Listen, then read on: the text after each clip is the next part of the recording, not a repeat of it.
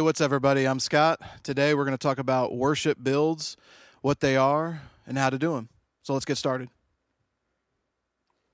So generally, if you've been rehearsing, if you've been practicing at home, sometimes on the multi-tracks in the guide, you'll hear something that says, they'll say slowly build or build.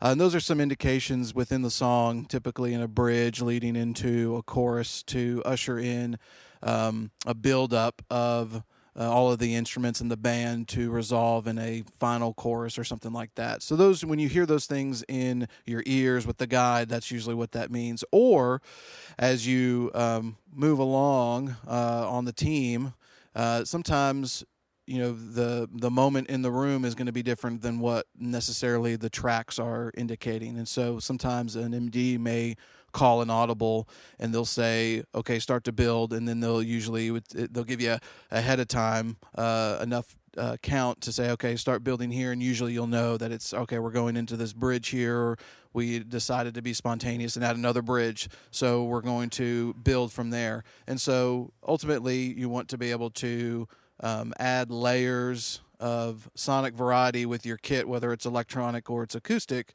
to help drive the song towards the ultimate resolution. So when we talk about the build itself, it generally, in accordance with the song and the atmosphere of the room and or whatever the song is calling for, or the music director is calling for, or even what you feel in the moment needs to call for, the foundation is this. It's going to be eighth notes on the kick, 1 and 2 and 3 and 4, and then the right hand is going to be on the ride or some sort of cymbal. Again, it can be a lot of different combinations and variations to create layers and sonic variety. And then the left hand is usually going to be doing, if it's softer, it can start out in unison with the right hand and the right foot. And then as it starts to build, you can add momentum by subdividing the left hand into 16th notes. So the right hand would be doing eighth notes or whatever pattern the kick's going to do, and then the left hand is going to double that in either eighth note or 16th note fashion, depending on the song. And we've got some examples to show you. What we're going to do now is play some examples of different tempos. Start off with a medium one that's common every Sunday that you serve, and then break it down into a little bit slower one for some of the slower songs that have a lot more space that you have to fill and be more intentional about. And then also we'll do a fast one in a different time signature so you can hear how those varieties sound.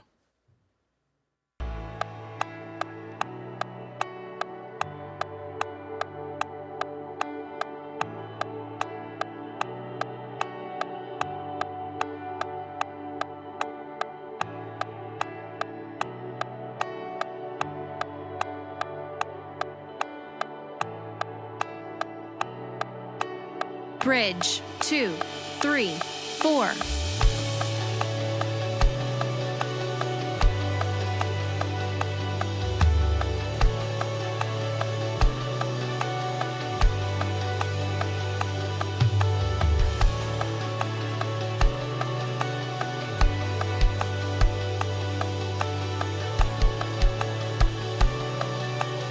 Bridge, 2, 3, 4.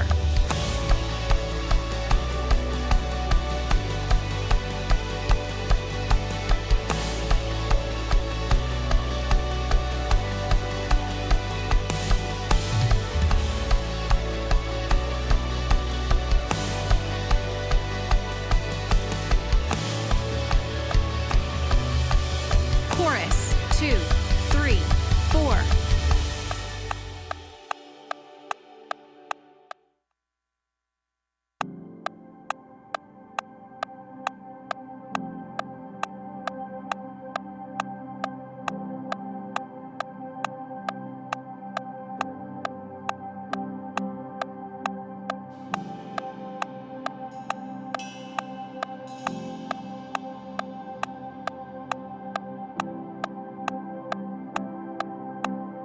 Bridge, 2, 3, 4.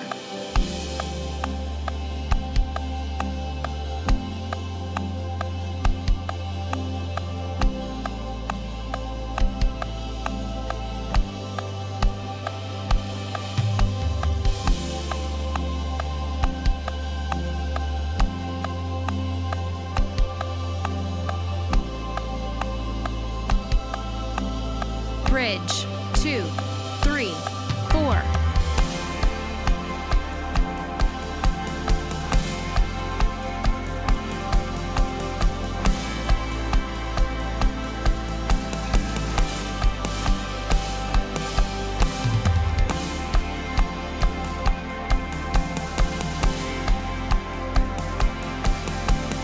Breakdown, 2, 3, 4.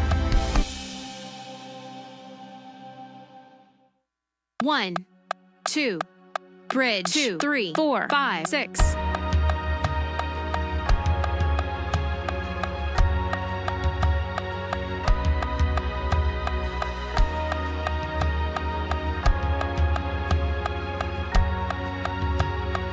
Bridge, 2, 3, 4, 5, 6.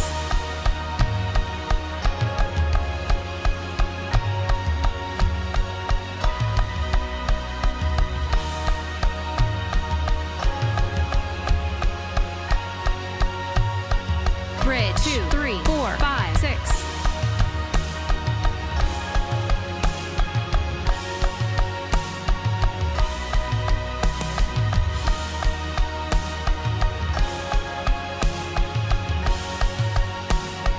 Tag, 2, 3, 4, 5, 6.